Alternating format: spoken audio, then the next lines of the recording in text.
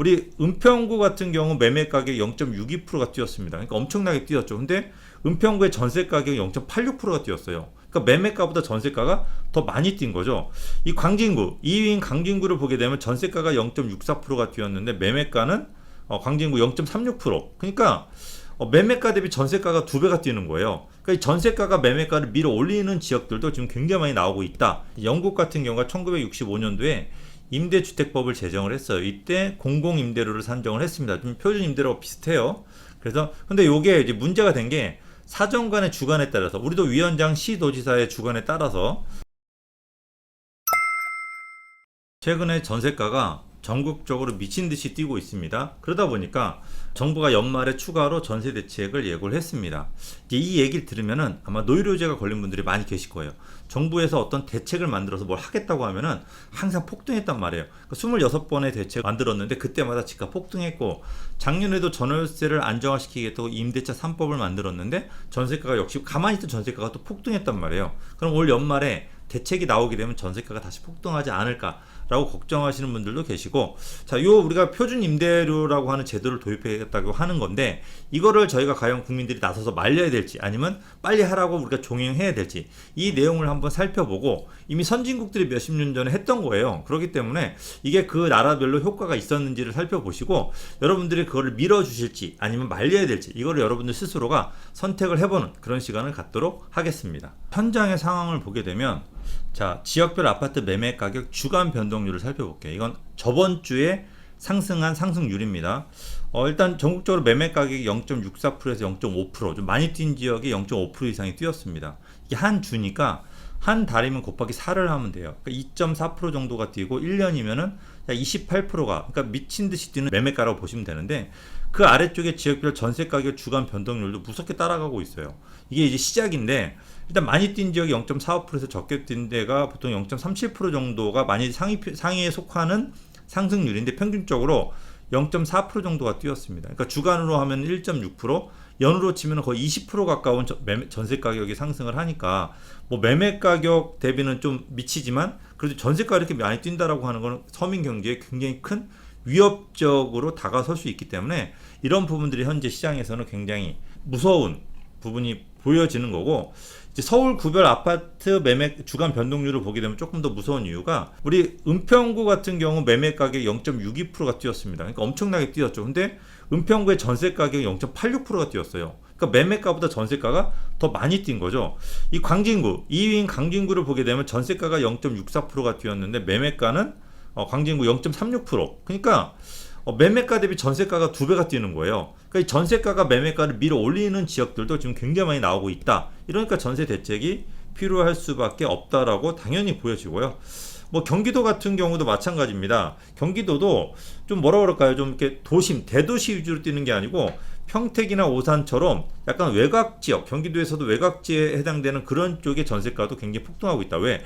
매매가가 1등인 지역이 전세가도 1등으로 뛴다. 그러니까 매매가하고 전세가 어디가 선이고 어디가 후일지 모르겠는데 같이 밀어 올리는 이런 현상이 벌어지니까, 일단은 전세가를 잡으면 매매가를 잡지 않을까라는 생각이 들 정도로 전세가가 전국적으로 무섭게 상승하고 있다라고 판단이 되고, 이런 기조 때문에 결국 전세가 추가 대책은 필요할 수밖에 없다. 그러니까 전세가를 잡지 않으면 매매가를 잡지 못할 수도 있다라고 하는 판단이 어떻게 보면 맞을 수도 있다라고 하는 게 전체적인 판단이라고 보시면 될 것 같습니다. 자, 이제 그래서 정부가 이제 표준 임대료 제도 도입을 검토하고 있다라고 하는 겁니다. 표준 임대료 하면은 공시지가와 비슷해요.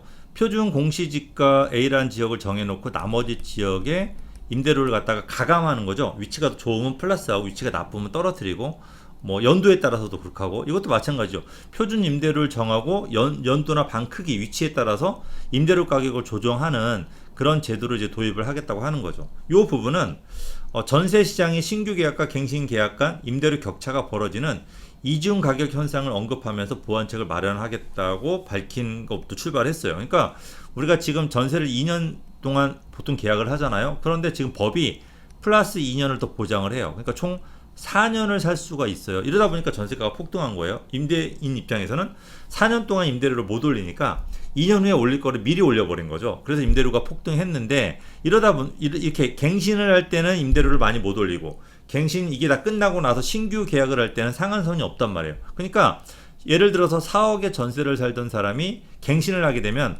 4억 2천까지밖에 못 올려요. 근데 이게 이제 다 끝나고 나면은 6억에서 7억 정도로 전세를 올려줘야 되는 거죠. 이러니까 지금 이 갱신 혜택을 받는 사람들 2년 동안 내가 거주하고 2년 추가로 4억 2천에 살 수 있으니까 와 기분 좋아, 와 싸게 사니까 너무 좋아가 아니고 걱정이 되는 거예요. 이 나머지 2년이 끝나게 되면 이미 전세가는 6억, 7억, 8억까지 뛰어있기 때문에 어떻게 이 돈을 갖다 마련할 방법, 대출도 안 해줘, 대출 이자도 계속 올라가, 방법이 없다 보니까 이게 사회적인 문제로 대두를 하기 시작하니까 분명히 표준 임대료 제도를 통해서 이런 갱신 계약에 대한 상한선을 잡아놓겠다라고 하는 부분인 겁니다.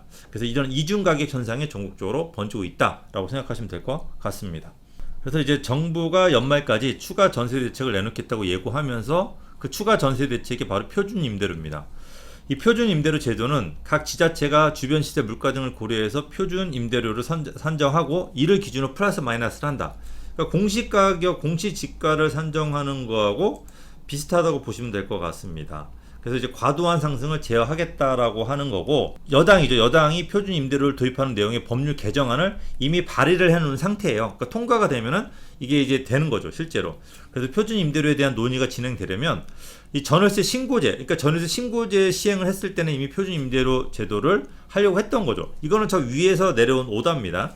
그래서 이제 데이터베이스 구축이 선행될 필요가 있다라는 의견을 제시해서 이미 전월세 신고제를 했고, 이게 6월부터 했어요. 그래서 5달 동안 진행돼서 11월 정도에 발표를 하고 한번 해보겠다. 그러니까 5달 정도 누적된 자료면은 표준 임대료를 산정하겠다고 하는데, 이거는 많은 전문가들이 이거에 대해서 굉장히 반대를 해요. 겨우 그 정도 가지고 개별성이 굉장히 강한 부동산에 표준 전세가를 적정하게 산정할 수 있을까? 불가능하다고 보거든요. 정부에서는 할 수 있다고 보고 일반 시장에서는 불가능하다고 보고 있기 때문에 이게 조금 많이 문제가 되고 있고, 이 부분들에 대해서 많은 전문가들 좀 반대를 하는 게 좀 커요. 그래서 시장에서는 또 이런 얘기도 하죠. 섣부른 가격 규제, 매물 부족 현상을 부추기고 시장 불안을 가중하는 결과를 초래할 수 있다라고 하고, 전문가들 사이에서는 표준 임대료 도입에 대해 회의적인 반응이 다수적이다. 현재까지 확보된 임대차 거래 정보만으로 표준 임대료를 책정하는 것은 시기상조고, 정부의 등록 임대사업자 제도 폐지와 다주택자 세금 규제가 맞물려서 매물 부족 현상이 더욱 심화될 거라고 하고 있는 겁니다. 그리고 이제 뭐 신규 계약과 갱신 계약과 임대료 차이가 2중 3중으로 발생되어 있는데, 여기에서 어떻게 표준 임대료를 할 거냐, 4년 신규 계약한 높은 금액으로 할 거냐, 아니면 신규 계약이 아닌 그 낮은 금액으로 할 거냐, 어떤 걸로 하더라도 양쪽에 불만은 있을 거예요. 높은 금액으로 하게 되면은 임차인들의 불만이 심할 거고, 낮은 금액으로 하면 임대인들의 불만이 심할 거고, 이 중간적인 거를 어떤 기준으로 할 건지, 낡은 집과 헌집, 세대수 큰 거와 크지 않은 거, 아파트 같은 단지도 학교가 어디 배정단에 따라 전세가가 1억 차이 나는 경우가 굉장히 많거든요. 이런 거는 어떻게 당신들이 조정할 건지, 이거를 누가 일일이 어떤 심사관이 나서서 일일이 할 수 있는지, 이 부분에 대해서 약간 회의적인 부분이 있다라고 하는 부분인 겁니다. 이제 표준 임대료 산정 방식은 선정위원회 30인을 선정하고 그 위원장의 시도지사가 위원장으로 앉아서 이제 표준 임대료 가격을 결정을 합니다. 그러니까 매년 용도, 면적, 구조, 사용 승인을 고려해서 표준주택을 선정을 한다. 그러니까 표준주택 A라는 표준주택을 선정해서 나머지 용도나 면적이나 구조, 사용 승인일에 따라서 이제 가격을 결정을 한다. 이 중에서 가장 중요한 거는 역시 연도죠. 연도에 따라서 이제 가격을 선정을 한다라는 거죠. 이제 영국 같은 경우가 1965년도에 임대주택법을 제정을 했어요. 이때 공공임대료를 산정을 했습니다. 좀 표준임대료와 비슷해요. 그래서 근데 요게 이제 문제가 된 게 사정관의 주관에 따라서, 우리도 위원장, 시도지사의 주관에 따라서 의존, 객관성이 없다라고 하는 거죠. 그러니까 이 사람들이 모든 집, 그 수많은 집을 갖다가 내가 내 집처럼 열심히 들여다보고 하는 게 아니죠. 그러니까 대충 어느 정도 그냥 이게 맨날 다른 일도 많으니까 그냥 뚝뚝뚝뚝 할 수밖에 없는 거죠. 담당자가 제대로 우리가 일기예보하고 비슷해요. 노하우가 있어서 이걸 제대로 하는 사람이 하는 게 아닌 일정 공무원들이 돌아가면서 하는 거니까, 이 부분들, 더군다나 시도지사가 안 하겠죠. 그 밑에 사람이 할 거니까 이런 부분들이 이제 객관성이 없고 불만이 굉장히 많을 거다. 그리고 이제 임차 수요 초과 발생, 무조건 낮추면은 임차만 살려고 하고, 또 이제 임대를 갖다가 민간에서 할 수도 있고 공공에서 할 수 있는데, 민간에서 임차 시장은 70% 이상을 민간에 책임져 줘야 돼요. 그래야지 많은 물건들이 공급이 돼가지고 임대차 시장이 풍요롭게 돌아갈 수가 있는데 사람들이 안 하죠. 왜? 월세라든 전세가 이제 상한선이 있다 보니까 하기가 싫어. 그러다 보면 정부에서 물량 공급은 한계가 있고, 그럼 물량이 부족하다 보면 결국 어떻게 될까요? 임대차 가격이 폭등할 수밖에 없는. 왜냐면 새 집들에 대해서 어떤 표준 임대료에 의해서 가격을 제어하기는 되게 쉽지 않거든요. 그러면 그런 부분들 가격이 계속 올라가면은 결국 임대차 가격은 다른 나라들이 했듯이 폭등했다. 그러다 보니까 그런 단점 때문에 임대료 상승 등으로 1988년도에 역시 영국도 폐지를 했어요. 그다음 이제 독일에서 했는데, 독일의 이제 베를린 그쪽이 좀 임대차가 좀 심각합니다. 그래서 임대차에 대한 규제를 굉장히 많이 하는 나라, 임차인들의 천국이라고 하는데, 그 독일도 최근에 임차 규제에 대해서 어느 정도 포기를 한 상태예요.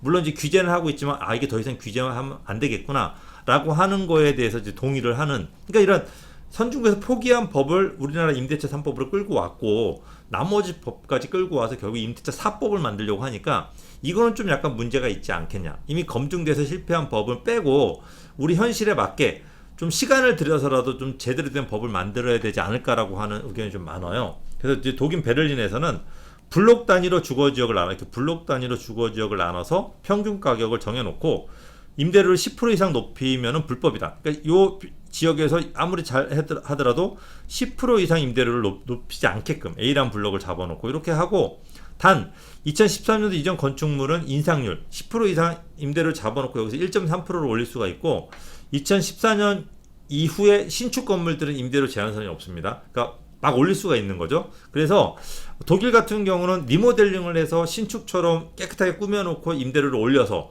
임대가격이 폭등하는 이런 문제가 많이 생겼다고 합니다. 그래서 결국 매매가하고 임대가가 폭등을 했고, 그래서 작년 1월부터 5년간 임대료를 동결까지 했어요.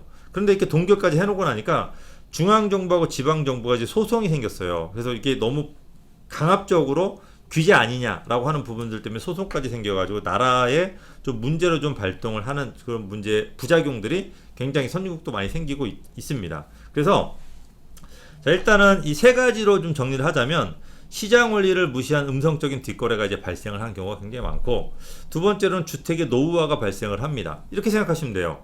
임대료가 정해져 있기 때문에 내가 굳이 집을 수리해서 놓을 필요가 없어요. 이제 자유시장에서는 임대료를 더 받기 위해서 뭐 주방이 낡았으면 주방을 다시 개조하고, 화장실이 냄새가 나면 그 냄새를 제거하기 위해서 리모델링을 해야 돼요.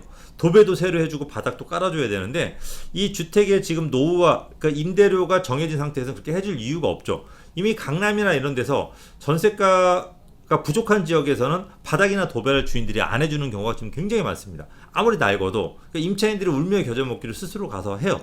그러니까 이런 문제, 주택의 노후화가 굉장히 발생해서 삶의 질이 떨어져요. 그럼 이런 문제가 생기면은 약간 자산이 있는 강남이라든지 좀 좋은 지역들 같은 경우는 무슨 문제가 생기냐면 매매로 돌아서요, 사람들이. 그러니까 내가 돈이 없는 게 아니고 정부에서 집을 사지 말라고 하니까 그냥 임대차 월세를 내거나 반전세로 살고 있는데, 야 이거 뭐 수리해서 이렇게 너무 집들 낡어 수리를 안 해줘. 왜? 임대차 상한선이 있다 보니까. 그래? 그럼 차라리 난 집을 사서 수리해서 깨끗한 집에 살겠다. 모든 주부의 로망이 새 집 아닙니까? 새 집. 근데 새 집이 아니더라도 최소한 깨끗한 집에 살고 싶은데 주방도 굉장히 더러워. 못 쓸 정도로. 그다음에 도배도 굉장히 더러워. 바닥도 소리가 나. 그러니까 뭐 화장실도 냄새가 나. 그럼에도 불구하고 수리 안 해줘. 왜? 한계가 있으니까. 이게 이제 무한 경쟁이 아닌 그런 사회에서는 충분히 생길 수가 있는 문제고, 이 수요들이 나 진짜 결혼하는 조건이 뭐냐?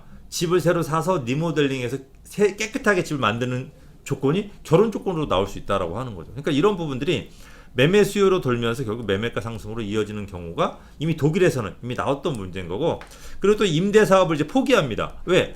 받을 수 있는 한계가 있으니까. 자본주의에 의해서 수요 공급으로 결정이 되는 게 아니고 좋은 집이 더 받을 수 있는 게 아니기 때문에 임대 사업을 포기하고 임대 매물이 부족하면서 결국은 매매가도 건들 수가 있는 이런 부작용이 작용을 할 수가 있다라고 하는 게 가장 큰 문제인 겁니다. 그래서 결론을 말씀드리면, 일단은 그 임대차 전세 가격 폭등이 분명히 매매 가격을 밀어 올리는 부분은 분명히 있습니다. 지금까지 역대로 계속 그런 일이 많이 발생을 했고, 그래서 전세가 규제는 해야겠지만 이거를 갖다가 당장 급하게 약간 정치적인 논리를 도입을 해서 급하게 이를 처리하게 되면은 지금까지 26번 대책이 집값을 끌어올리고 밀어 올렸듯이, 작년에 임대차 3법이 전세 가격을 밀어 올렸듯이 각종 부작용들이 굉장히 많이 생길 수도 있고, 그 다음에 이 표준 임대료 자체가 오래 쓸 수 있는 법은 아니다. 이미 선진국들에서 이미 많이 했는데 다 실패한 법이란 말이에요. 그러니까 이 오래 할 수 있는 법이 아니기 때문에 이 부분을 염두에 두고 좀 법을 만들고 조금 약간 주관적인 이거를 처리하는 공무원들의 역량이 굉장히 큰 비중을 차지할 거기 때문에 이 주관적인 거를 갖다가 어떻게 해결을 하고 공정하게 할 수 있는지는 모든 조건을 다 만들어 놓고 해야지 양쪽에 불만이 없을 거라고 하는 거죠. 분명히 선의의 피해자가 발생을 하고 그 선의의 피해자는 이 법에 대해서 찬성하는 사람 또는 반대하는 사람 그 누가 될지 모릅니다. 내가 될 수도 있고 내 가족이 될 수도 있어요. 그러다 보니까 이 선의의 피해자가 발생하지 않게 최대한 긴 시간 동안에 어느 정도 이렇게 준비를 많이 해서 여러 가지 케이스를 도입을 해서 예상을 해서 이 법을 만들어야 되는데 너무 급하게 만드는 법만은 저희가 피했으면 하는 바람에 제가 요거에 대한 얘기를 갖다가 제가 자세하게 해드렸습니다. 그러니까 여러분들한테 제가 확실하게 이게 된다 안 된다라는 얘기는 제가 결론 내리진 않습니다. 여러분들 스스로가 결론 내리지만 딱 하나 너무 급하게 만든 법은 분명히 체하게 되고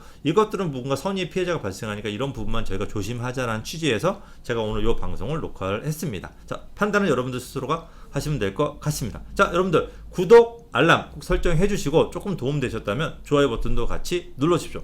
저는 여기서 물러가도록 하겠습니다.